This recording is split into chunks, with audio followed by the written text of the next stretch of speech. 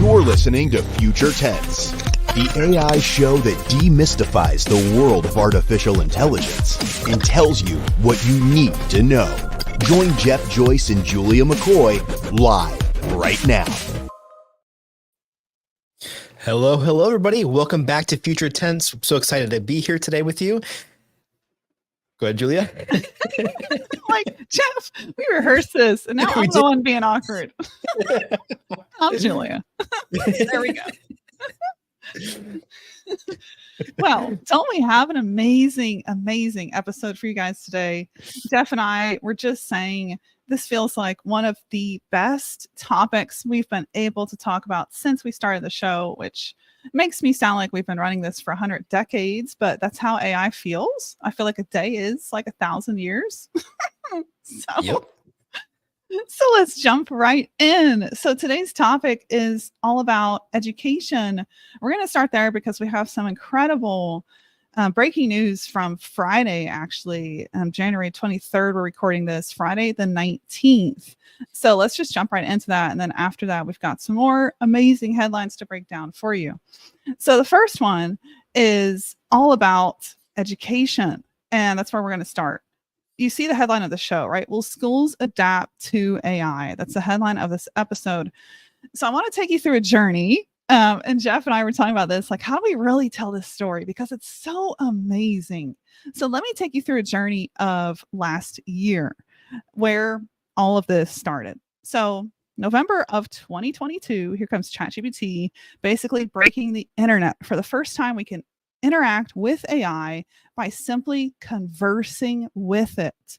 And that changed the world. ChatGPT became the world's fastest adapted to technology in a matter of weeks.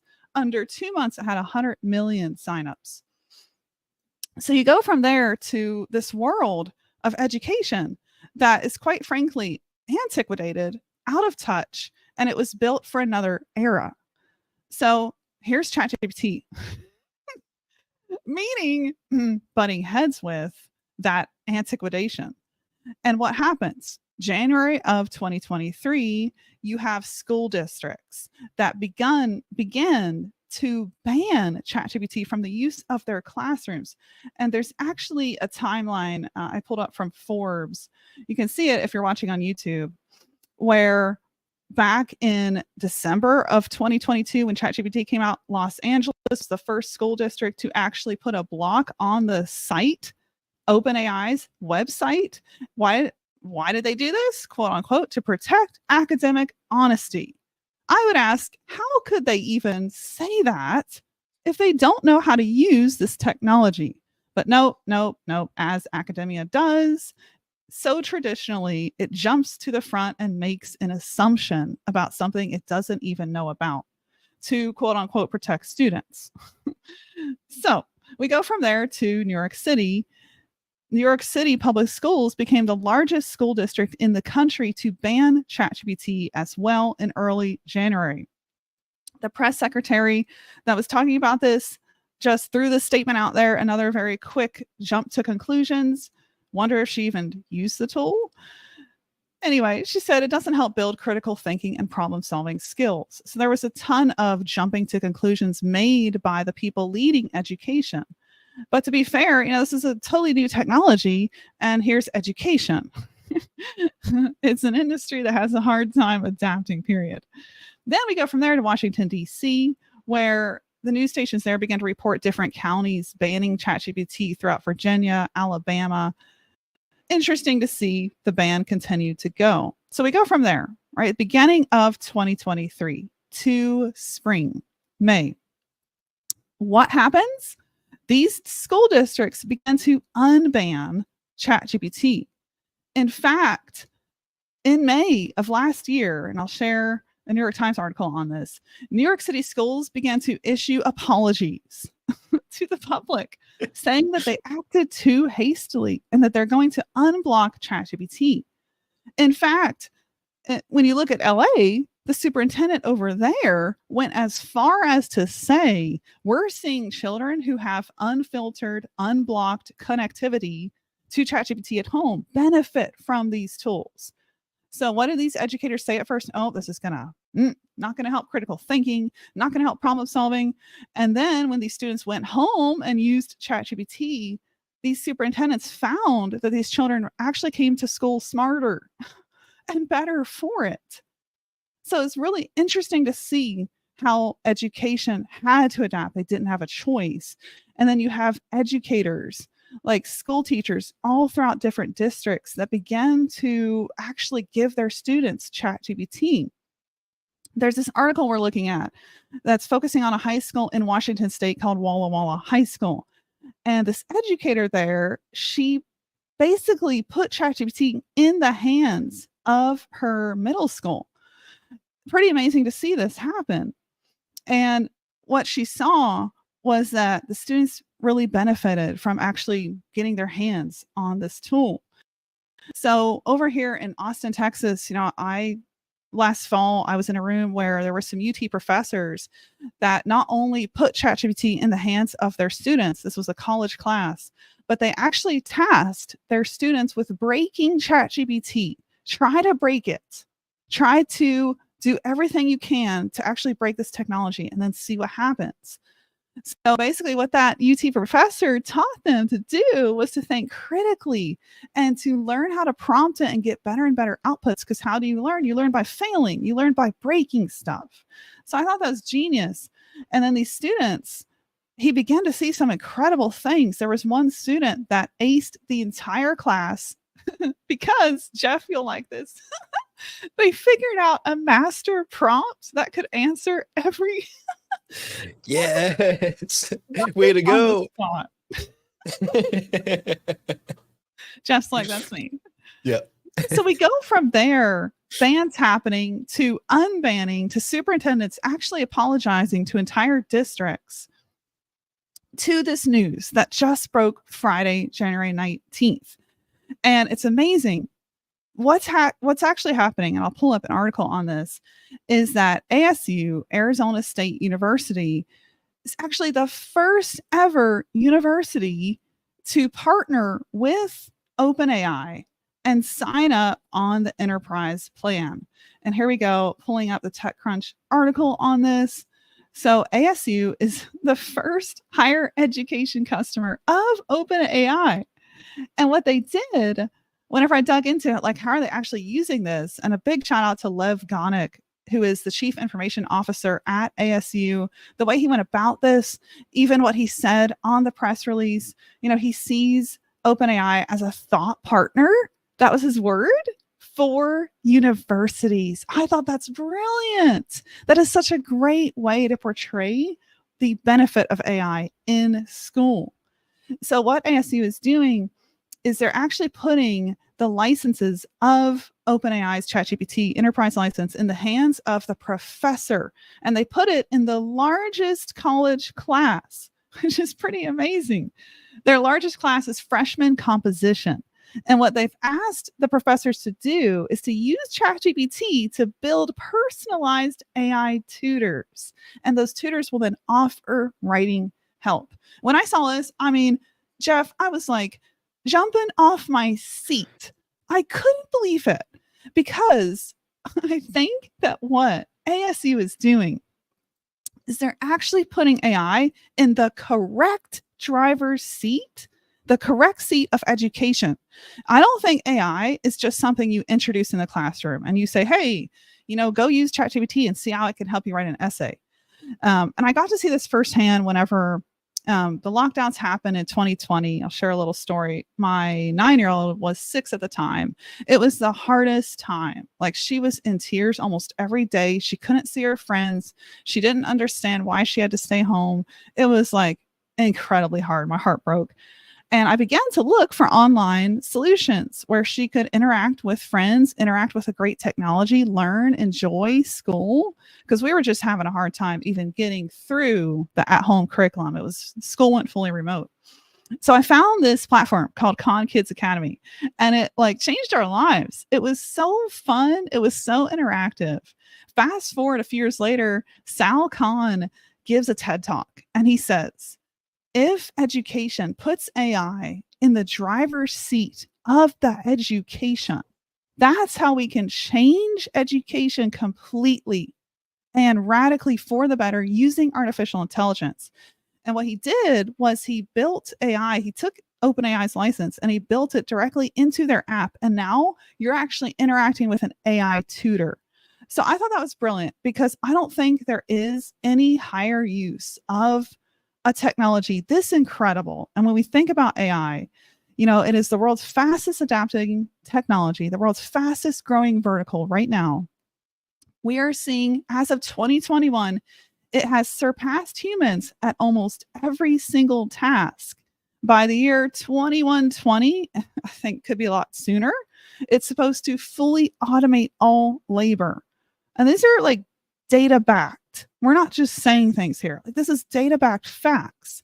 So if you take something that incredible and you actually allow it to teach the next generation how to be incredible, how to be gifted, how to pull out their talent, I think there's no better use. So that's why I am thrilled at the news of ASU embracing this and not just buying the enterprise license. By the way, 5,500 faculty members and over 100,000 students. They're taking that, giving it to the faculty and saying, hey guys, replace yourself in the classroom with something that is better than you. But oh, by the way, you're still teaching this. You're just using AI to help you teach it better. I love it. Jeff, mic over to you. Yeah, I mean, this is a topic that I think both of us are very, very, very passionate about. We've had conversations about education before with AI, and I think that it is just something that I was a poor student for all of my educational career. I'm horrible at math. But the thing is that AI can be so personalized to me and what my needs are and what my learning requirements are that it would have been such a huge asset for me to have in the classroom. And this just puts ASU on the map. Like, if you're seeking education and you actually want to understand the topics that you're going through, AI is going to be your best companion. It's going to know all the nuances of how you learn and what you need to know in order for you to succeed. I think that's game changing. That's a revolutionary way of us tackling all the educational problems that we have in the country. And we have so many when it comes down to the curriculum, when it comes down to, how many teachers or how many students per classroom. There's no personalized attention to students anymore. And I think that through AI, we can have that be kind of like the intermediary between the student and the teacher, to where the teacher can understand exactly where the student might have pitfalls on. And if the AI is not assisting, they can just take a look at data and say, okay, I understand where the student is failing. Let me step in on these areas, or maybe let's tweak the AI tutor in this way to facilitate a better education plan for the student. That is incredible. Incredible. And I think that the future is really, really bright for AI in education.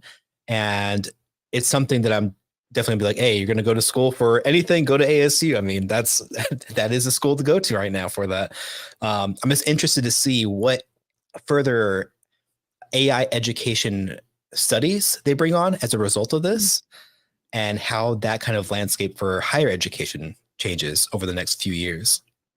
Same. It'll be really interesting to see, because I think, the backlash like last January was terrible. I mean, there was a professor that found out this over in California, found out that the student was using ChatGPT.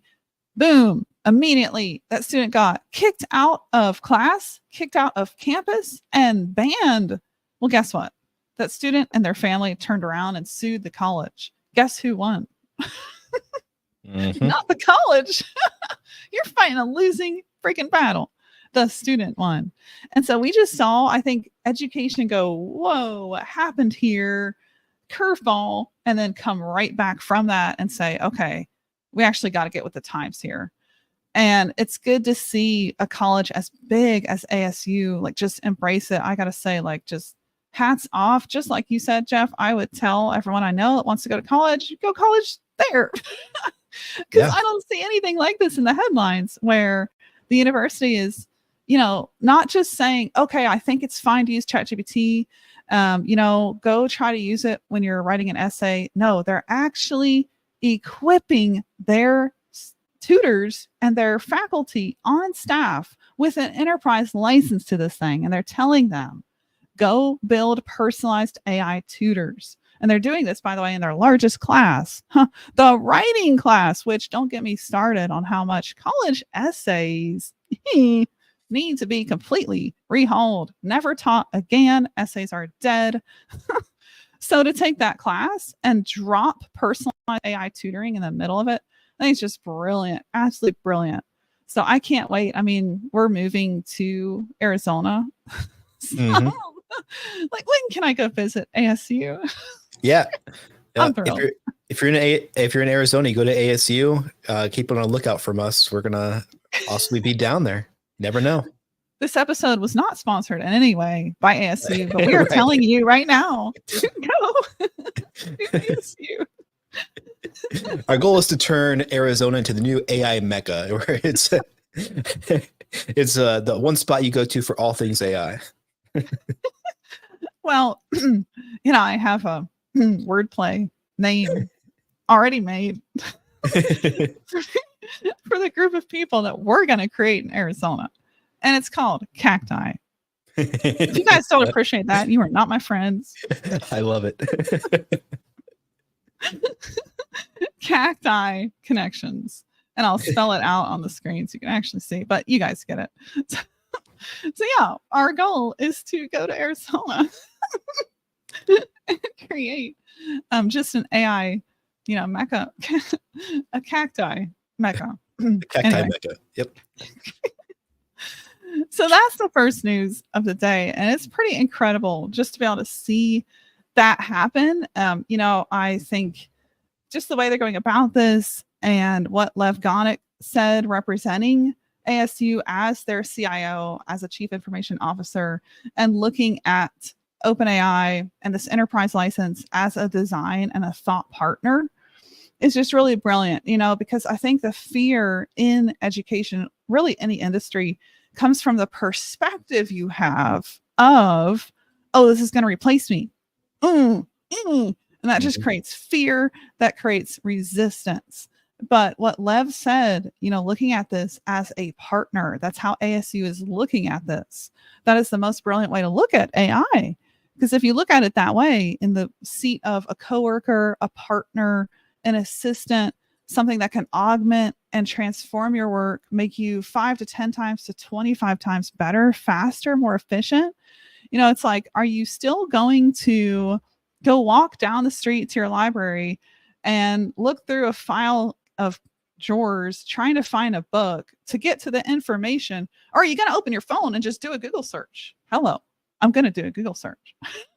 And AI is much the same. It's going to be at that point where it's just a no-brainer for us and the employer employing us to use AI. So we really have to adapt. And education needs to lead that forefront. And I was worried for a minute last year, seeing all these districts just ban ChatGPT, but then they recalibrate, unban. And now, January, we actually have a real adapter with ASU. So it's brilliant to see. Absolutely. And for anybody that has young kids, you don't have to wait. If your kids aren't going to a school that has AI assisted learning, which hardly any of them do, you don't have to wait in order for you to implement that or start teaching your kids AI. It's definitely something that I talked about in episode 1, but I think that you should be able to work with your kids on the areas that they need the most help in and design tutors around that yourself. I think it's such a powerful skill just to sit down and use AI to kind of map out what it is they need help with. And you can even ask most AIs to do it for you. And they'll assist you in creating, whether it's custom GPTs or so forth, to create good learning systems for your children. I think it's such an important thing that parents need to understand, that it's not something that's out of reach for you right now. You can absolutely do this right now with technology that you have at home. I love that. Just empowering the students and the parents at home to start there. I mean, I think I spent a total of an hour with my daughter, just showing her, here's how to actually use AI, right? We're going to open it. We're going to prompt it. And she's 9. I taught her this when she was 8.5. And I'll tell you, the rapid pace at which she took that 1 hour, and I was prepared to spend more time with my kid. It's not like, oh, you only get an hour. No, that's where we started. But she took that hour of, okay, mom taught me how to use Midjourney, how to open ChatGPT, how to prompt AI. Oh, wow, mom, there's something called Magic Write in Canva. I'm going to go create this whole presentation, which she did without me knowing. She was just, we have a computer. We've equipped her to use it, encourage her to use it. It's out here in the open right next to my desk. So she's free to use it anytime. And that has created a great environment for her to feel like she has permission to do all this, which is very important for us as parents. So, it's funny. Oh my goodness. Our kids are so smart. The next generation, like, we're in trouble. So she learned how to prompt the AI and get results.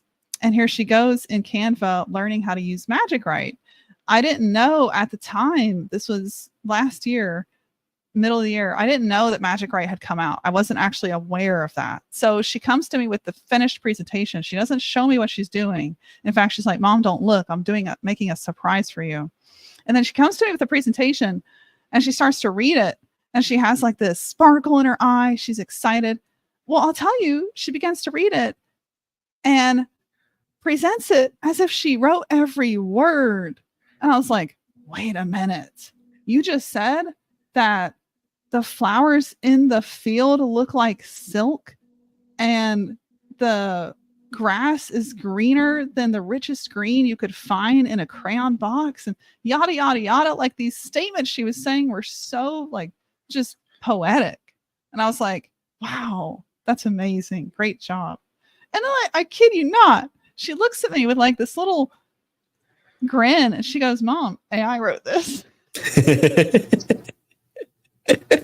And instead of being like, oh no, that's terrible, you should have written it, I was like, that's amazing. Because she just used AI to generate something. She did it in less than 10 minutes. This was 12 slides with at least 3 sentences per slide of very well written language that matched the image perfectly. It was a presentation that would have stood up in any board meeting. I mean, I don't know what she was selling.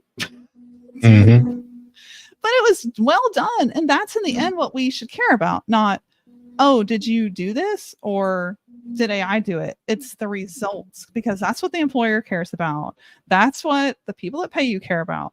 And so in the end, what do they want? What does the real world want from us? Well, can AI do that better? And we've got to get really real about that. But, now she knows that she can't fool mom. We did clear that up. A lot of people think that AI kind of will stifle creativity or, make it too easy to create, or everything that comes from AI won't be inspired. But I feel like it's the opposite. It's an expander of creativity. Yes. When I work on AI projects with my nephews, I went through the similar process of just, giving them the basics and fundamentals of using Midjourney, of using ChatGPT, creating bots and doing all these things. But that evolved very, very quickly into just a hunger to create more than what they even knew how to create. For instance, one of my nephews wants to create like Roblox games. And so he needs to learn how to code in order to do that. He knows nothing about coding. He's far too young to even have an interest for that, in my opinion. But he developed an interest from that, just from seeing the capabilities that he was able to use with AI, that now that's all he wants to do is just learn and test and try to code. And it's going great. I mean, it's such an expander of that, like that initial spark. It puts, gasoline on it, and it's amazing. That's a great way to look at it. Love that. Well, I know we have a few other headlines to cover. Jeff, I'll hand it to you on one of these topics about AI hitting Galaxy phones. Can you talk about that? Yes, I can. Give me 1 second. Let me go ahead and pull up my screen here for you guys. Go to present.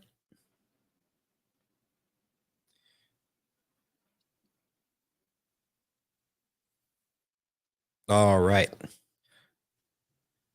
So during the Galaxy Unpacked event, which was Samsung's reveal of their latest flagship phone, they also talked about Galaxy AI.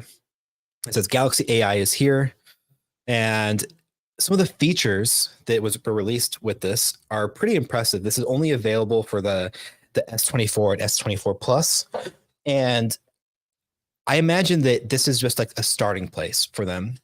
I think that they're going to beat Apple to the AI punch of basically providing just a ton of different AI solutions for their customers that Apple doesn't really have to do something very innovative to catch up.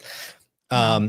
One of the things that was really impressive right here, this is a circle to search. What you do is any object you have inside of a picture, you can just circle that object and it'll immediately try to find that in Google for you, whether that's a shopping link or it could be a link to a source, whatever it is that you're taking a picture of. As long as you can circle around it, it'll take you to a relevant Google search using Google Vision. One of the most exciting things that I found was live translate. So this is able to translate into, I think it's like 30 something languages, and it works on your phone. So basically you'd initiate a phone call with somebody from wherever they're at in the world, and in almost real time, it would do the translation for you. But it also has a feature where you can mute the other person talking to where you only hear the translation. That's how confident they are in the capability of this live translation. And from the audio that I've heard from it, it's pretty impressive, and it's really close to real time. I see this being such a huge tool for international communications. I'm so excited to see where this is going to go, especially like with just wearable devices in the future, to where it's just like I can travel anywhere around the world and have a conversation with somebody that I've never met in a language that I don't know and be able to talk back and forth with people. That's just so cool, in my opinion. It just breaks down that extra barrier where it's like, Yeah. oh, hold on. I got to pull up translate. I got to, streamlining. I think AI is going to revolutionize just the tools that come out, what we're going to see over the next 12, 14 months with, like, you think it occurs. That's Right. a dream state, right? That we can do that with AI. And this is a next step towards that. Absolutely.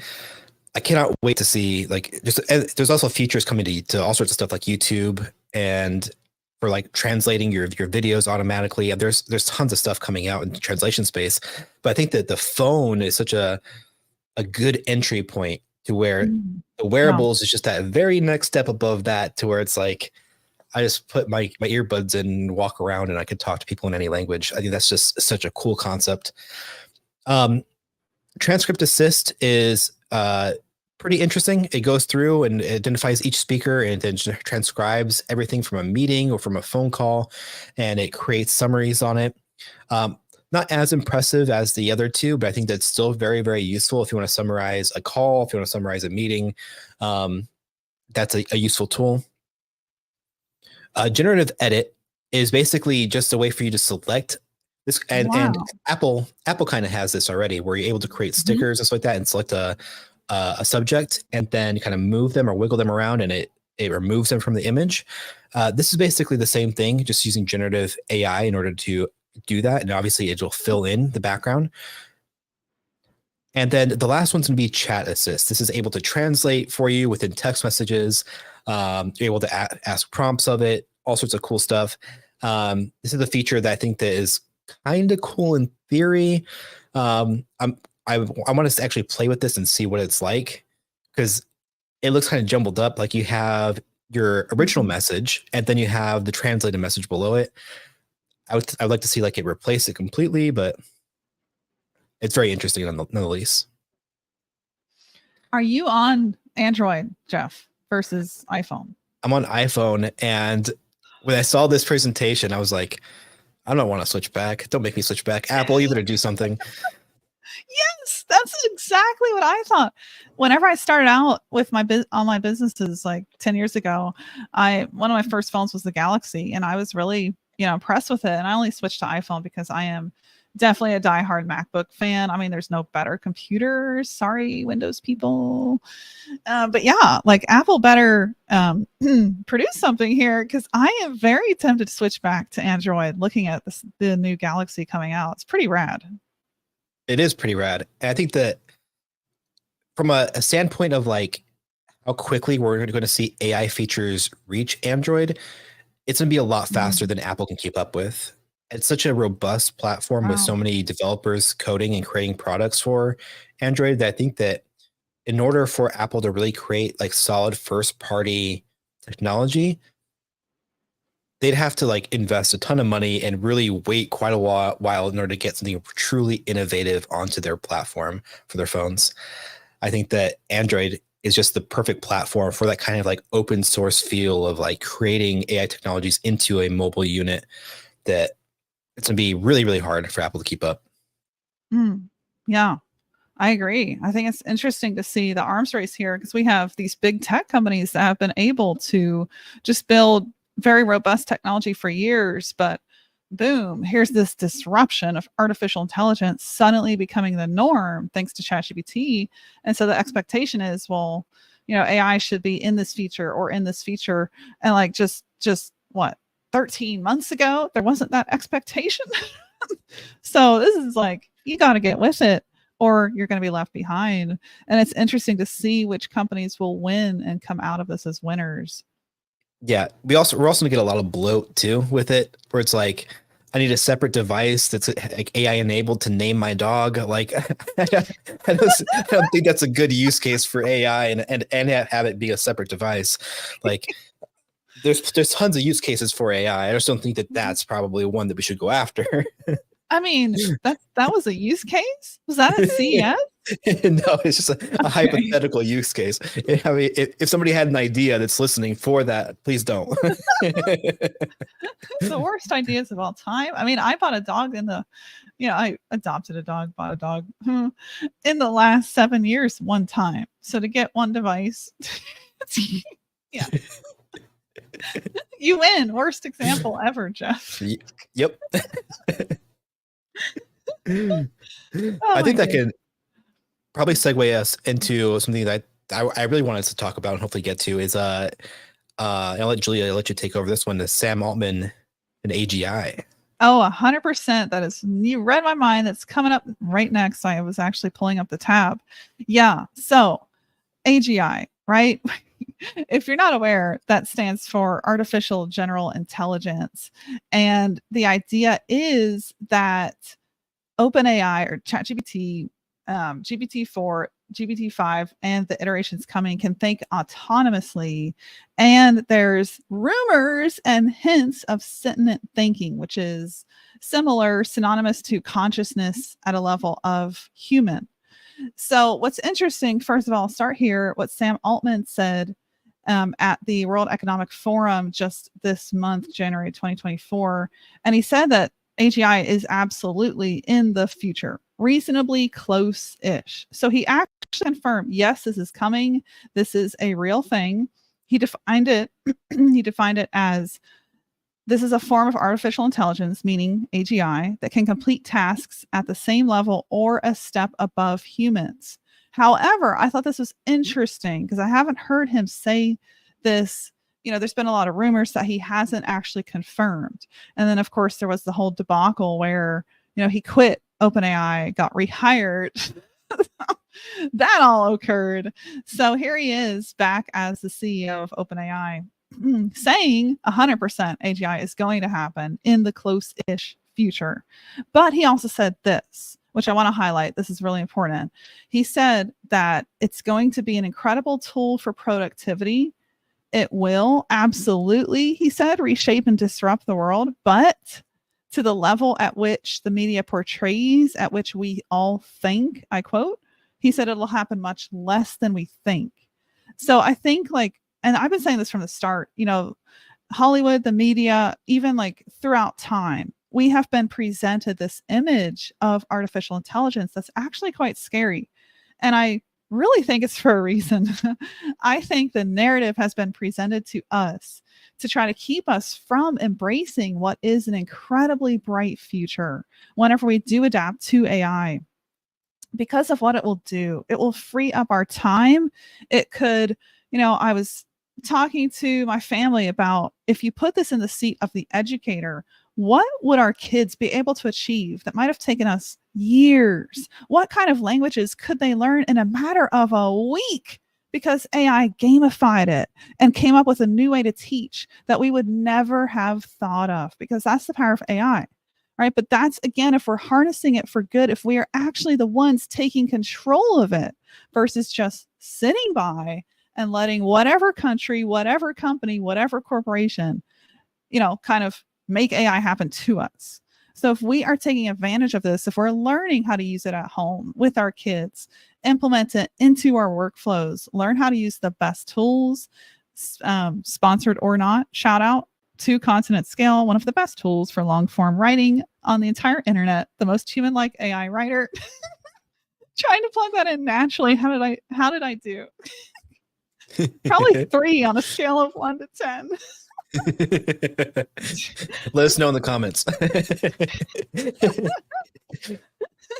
Consonantscale.ai. Going back to that idea of AGI, so we've been presented what I really think is a narrative that's been presented to us, much like a lot of institutionalized education is also something that we haven't had a say. It's been created by a system. I think the presentation of AI is much the same. And I think it's been presented to us in that way through movies, film, television, media, to keep us in a state of reactivity, where we are just letting this happen and sitting by instead of grabbing the freaking wheel going, I'm going to drive this thing and 10x my life, because that is the possibility. So I think like we actually have something tangible with the release, the statement here by Sam Altman, which just came out, right? We have something tangible where he said, hey guys, AGI is happening, but by the way, it's not the Terminator y'all thought it would be. It's actually something that's going to revolutionize work. You're going to be disappointed. In fact, he said, like, we don't actually have a sentient level of intelligence here with artificial general intelligence.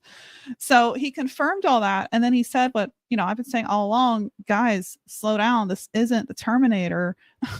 It is what you make it to be. And we are in the driver's seat. It's amazing. Like, take my story, for example. Jeff, I know you have a similar one. I was a writer. I didn't have any say in anything AI at all. Right? I came from an industry of very much human manual work.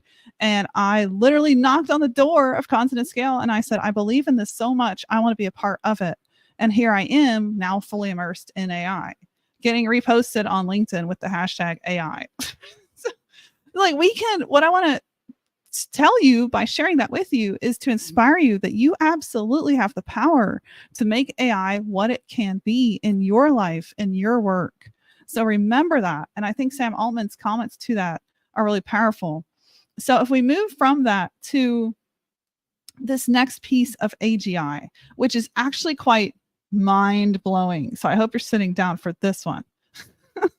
But the main thing here to remember, right? Don't forget, please, that this is not the Terminator. It's not here to kill you. It's not what you've been fed through hundreds of movies and TV storylines and media headlines.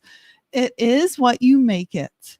And it's not sentient. It will never rival that human level of sentient thinking. Will it rival a human? Absolutely. It will do better than us. As of 2021, it's been confirmed that AI is actually better than a human at most tasks. There's data and graphs on that, supporting that. So we go from that, right? It's great at tasks. It's not living, breathing. Remember that. We go from that to, here's Mark Zuckerberg. Here's Meta. What are they doing? They're developing open source AGI, which is pretty crazy. So I actually want to play, we're going to let the audio go here. I want to play what Mark Zuckerberg posted on his Instagram, January 18th. So this was just a few days ago. This is regarding their announcement to develop open source AI specifically to feed the metaverse, which, Jeff and I, we can go on way deep into that in another episode. I think that is going to be huge for various reasons. We can talk more about that, but their step into developing AGI to feed the metaverse is a pretty giant step. So I'm going to let you hear it straight from Mark. Let's play this audio. I think it's on the wrong screen right now. Oh, here we go. Two AI research efforts closer together to support our long-term goals of building general intelligence, open sourcing it responsibly, and making it available and useful to everyone in all of our daily lives. It's become clearer that the next generation of services requires building full general intelligence, building the best AI assistants, AIs for creators, AIs for businesses, and more. That needs advances in every area of AI, from reasoning to planning to coding to memory and other cognitive abilities. This technology is so important, and the opportunities are so great that we should open source and make it as widely available as we responsibly can, so that way everyone can benefit. And we're building an absolutely massive amount of infrastructure to support this. By the end of this year, we're going to have around 350,000 NVIDIA H100s, or around 600,000 H100 equivalents of compute if you include other GPUs. We're currently training Llama 3, and we've got an exciting roadmap of future models that we're going to keep training responsibly and safely too. People are also going to need new devices for AI, and this brings together AI and the metaverse. Because over time, I think a lot of us are going to talk to AIs frequently throughout the day. And I think a lot of us are going to do that using glasses, because glasses are the ideal form factor for letting an AI see what you see and hear what you hear, so it's always available to help out. Ray-Ban Meta glasses with Meta AI are already off to a very strong start, and overall across all this stuff, we are just getting started. Hey everyone. And if you're listening, Meta, send us a pair of glasses, please. Yes, please. Preferably two. One in the color rose pink.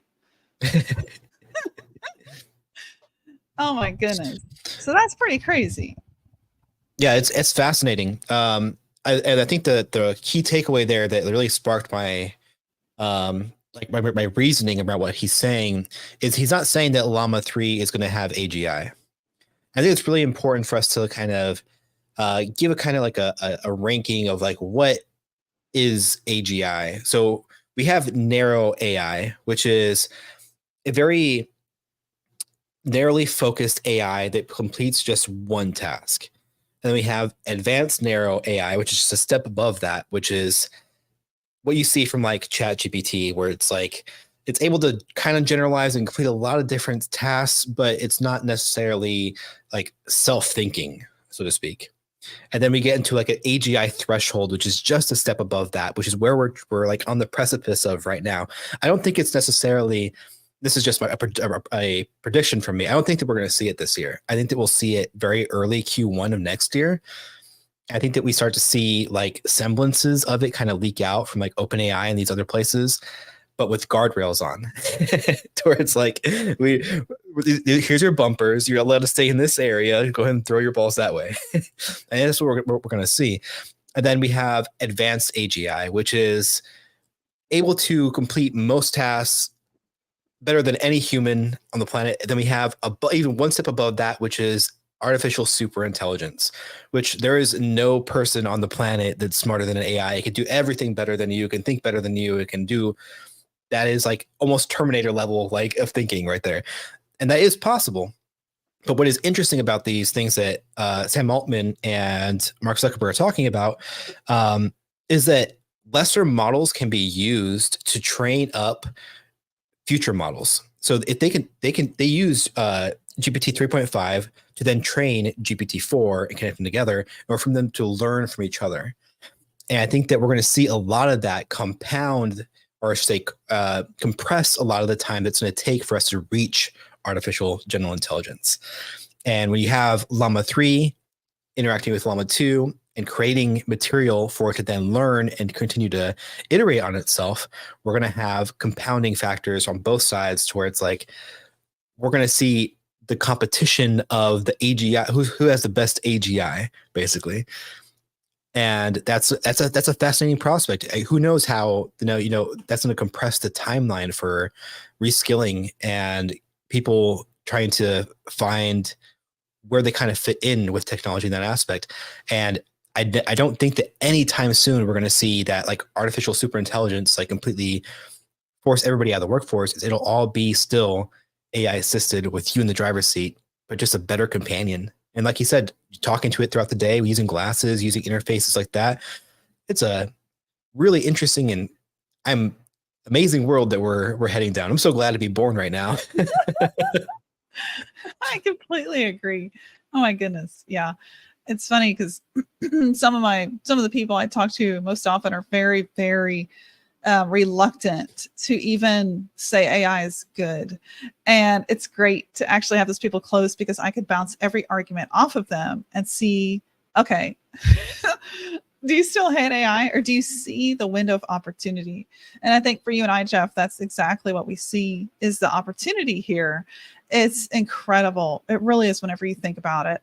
And just what's on the horizon with AI replacing most human labor, in less than a century. Like, we really could see this in decades.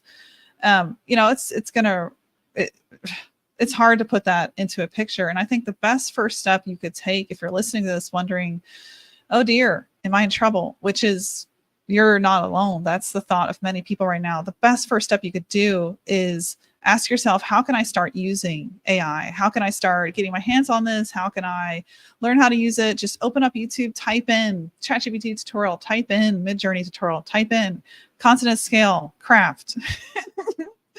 Type these things in, start watching and learning, and you'll see for yourself how to actually adapt. And if we go back to the very first thing we shared at the beginning of this episode, it's exactly what Arizona State University is doing, which is really exciting to see, is they're taking enterprise licenses of OpenAI and actually giving it to their faculty, saying, hey guys, go build personalized AI tutors for a writing class, the thing that needs the most revolution, because AI is going to disrupt writing forever as we know it. So I think that's the best thing, is just, how do I step away from archaic institutions, ways of thinking? Am I in a school that has banned ChatGPT? Hopefully not, because we saw most of those school districts actually apologize for banning and unban. That shouldn't be happening anymore. That's the dark ages. So if you're in an environment where, ChatGPT is not encouraged, or you simply don't have anyone to talk to, I have friends that I'll text and I'll walk them through how to use ChatGPT, like open it up. I'm parents, moms, I have no idea even how to define AI. That's totally fine. Like, you're not alone. But the best thing you could do for yourself, your family, your kids, is to actually open these tools and get to use them. And shout out to Farnaz, our SEO coordinator. She says the impact of AI on the future of work is far from being a job destroyer. And it isn't just about job transformation. It's giving birth to completely new job roles, like the AIO writer. That's a great perspective, thinking about, what you said, Jeff, like the opportunity here, how glad you are to be born in this age. If we look at it like that, perspective is everything. Mindset is everything. If we look at it like that, then opportunities will begin to open. But if we're looking at this like something terrible, bad, how scared I am of AGI on a level of 1 to 10, and I'm not saying there's things that aren't scary. The founder of Anthropic wrote this incredible thesis on, how there needs to be constitutional ethics around AI. And I love his argument, because he actually was in the Senate saying we need to be the first ones to use it so we can regulate it. And I think, like, if you think like that, like, how do I be the first to adapt in my job, in my workforce, in my school? Then you're going to be the one in that seat of power, being able to say, this is how we use it. This is the best case, the best use case. This is the best scenario. This is the best output. And then you become an agent of change for the people around you. So it's really cool. Like, whenever I was helping my mom friend learn how to use ChatGPT to actually express herself and communicate with her school district on something she needed to, she then carried that information to other parents and friends who needed that same level of help. So it's just amazing what you, being one agent of change, going, hey, have you opened ChatGPT? Have you tried using it this way? Have you used consonant scale to, be able to step away at your desk at noon? That's what one freelancer was able to do, go from working till 11 p.m. at night to stepping away at noon, because that literally saves you 7 hours on an 8-hour blogging process. So I think it's just amazing to look at it in the right perspective. And that's when the world of AI really opens up to you and you see what's possible. Absolutely. It's an excellent point. And speaking about writing, I know we're getting close to that 1 hour mark. Could you talk to me about a study of 1 billion SERPs? Oh, not that. Perhaps that might be a little too long for this of a segment. Indeed. That's a tease for next week, or I should say later this week. Because we're moving to 2 episodes this week. Oh yeah. Yes. If you're a fan of the podcast, make sure you tune in later this week. We will be live again on Thursday. We're doing the same time, correct? Correct.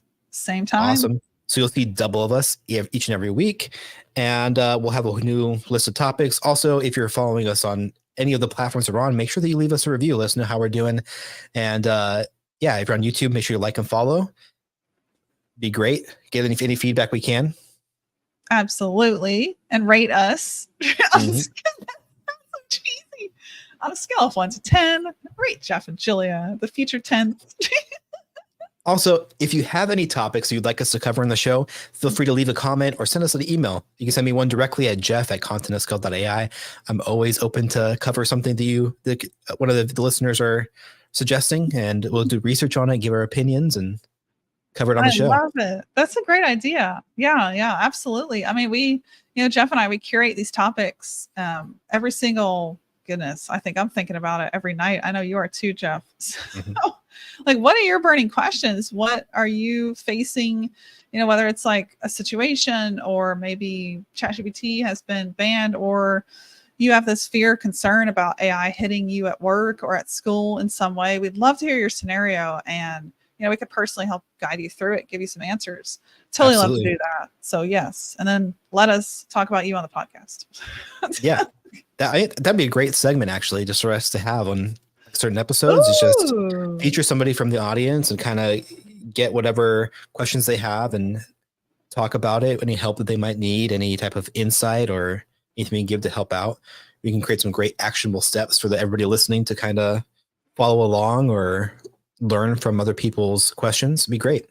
Oh, I love that. We could call it Hot Seat with Jeff and Julia.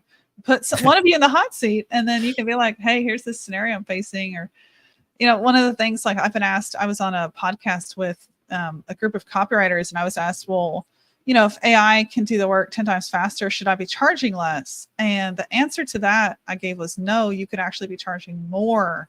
And you might ask, what, how, why?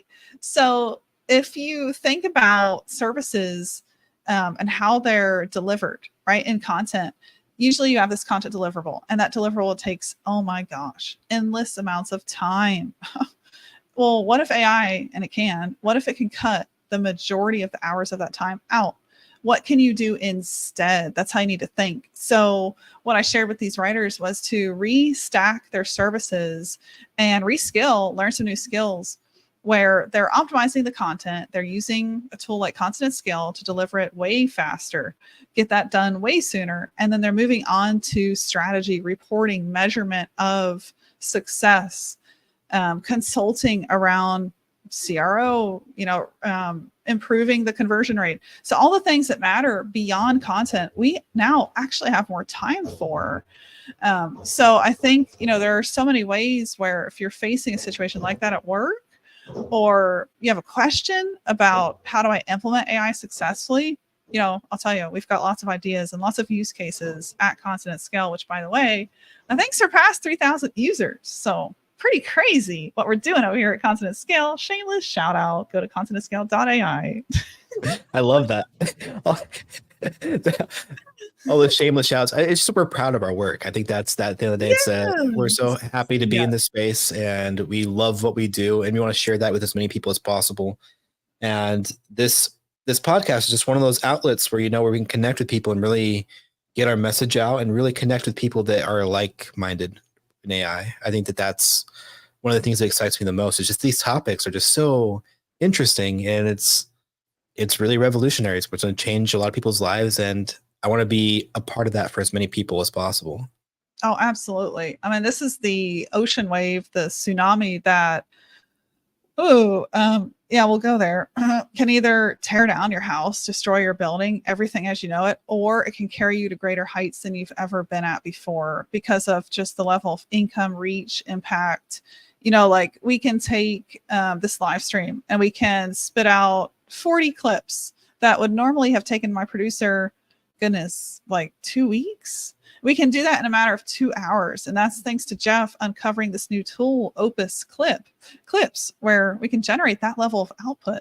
So it's just amazing whenever you're like, you go from, right, it all starts in the mind, that perspective of, oh dear, in a few decades, AI will automate all labor. That's been predicted by over 2,000 researchers. We go from that to, oh my goodness, AI can do all the work I didn't want to do anyway. What does that leave time for? What does that allow me to do? So if we think about it like that, I mean, I'm telling you, like, we can change the world. So that's my soapbox for today. And since you brought it up, Julie, I'll go ahead and I'm going to share my screen real quick and just show somebody the power of Opus, because I think that this might help somebody that's listening. And if you're an audio listener, I'll try to describe this. But this is just from one podcast episode. If I scroll down here, these are all clips that were generated with Opus. We're not sponsored by them. We're just an affiliate or anything. It's just a great tool. Right. And we're just going, I'm still scrolling. I'm still scrolling down on this. 17, let's 19. Let's go to the end right here. 32 wow. Clips. And keep in mind, this is just in vertical format. This is just for like TikTok and YouTube Shorts. This isn't including any clips that you can generate that are typical 16:9 or anything like that. You want to generate square ones for LinkedIn. You can generate all sorts of clips, and it literally takes no time at all. The most time that it takes you is just the scheduling of it and making sure that you have like a proper description and tags, stuff like that, which you can just use AI for that too. And that saves you a ton of time too. So yeah, hopefully that helps somebody in the audience that is looking for a solution to kind of create a ton of clips, and they have long form content. And if they want other long form content, they can use, it's written content at scale. Exactly. Content at scale.ai. Yep. Well, I had somebody on LinkedIn reach out and say, thank you for sharing that tool. And they were able to take their YouTubes and their long forms and turn it straight into short form content. And they just never had the budget, the capacity, or the time to hire a producer for the short form content. So ever since we shared that tool out to you guys, I've seen several either gotten messages, or better yet, I'm scrolling my feed and what do I see? I see an Opus clip looking back at me. Yes. So you took that and you ran with it. Good job. I think the ultimate content creation and like workflow possible for 2024 is like, I have an idea for something. I film a long form video. It's like an hour long. I go to Content at Scale. I have it create a blog post for me. I take that and then use Amy to then create, social media posts from that. I take that long form video. I go to Opus and then I create the shorts for it. You have so much content from just those two platforms alone, all from one video source. That's insane. Like, insane. Yep. Yeah. And the cool part of that is like, so we took this need for production, which, content production, it's an animal, it's a beast. If you've ever had to produce content, And so we've taken that initial like monstrous need for content development production. We've eliminated that because we can now generate content that is legible, has captions, is engaging, has Jeff and I, our faces are matched to the audio, and that's matched to the captions, done just how a producer I would expect to pay would do it. So we go from that 50 clips, that bam, that's my month of reels. We go from that to, okay, I haven't fired my my producer. Guess what he's doing instead? He has the freedom and the mind space, the mental room to now go chase a strategy of, we're looking at some of the top creators on LinkedIn right now. We're looking at how they've developed some of the analogies and how they've, like, I'm telling you, like, some of this stuff gets really interesting. They've literally illustrated by hand some analogy concepts to bring together visuals for what that person was saying. And they've done it by hand, and it's just artistic stuff. And it goes really far, and the reach on that is so high because less than 1% of LinkedIn video creators are even doing that. So we're now going to test that strategy. He would never have had the freedom to do that if it wasn't for AI taking away the grunt work. So that's how we're looking at it. It's like, oh, I'm not going to fire my producer. No, I'm going to 10x their output. And so I think if we look at it like that, which there's a study out there that supports that, 87% of executives are actually expecting AI to augment, not replace their team right now. So that's really encouraging. We know that we can take this technology and our employers expect this level of output, but now we actually have the freedom to enjoy our work even more because AI took away all the stuff we didn't want to do anyway. So there you go. ContinentScale.ai. Awesome points. Shall we wrap up? I know we're at the hour. Yep. Let's go ahead and wrap this up. We will be back on Thursday around the same time. Feel free to tune in then. I hope everybody enjoyed it and got a ton of value from this episode. This episode is very special to me. I'm sure it was for you too, Julia. Yes. Tackling education and seeing the improvements in that area. It's near and dear to my heart. So hopefully you found a ton of value from that. And we'll catch you on the next episode.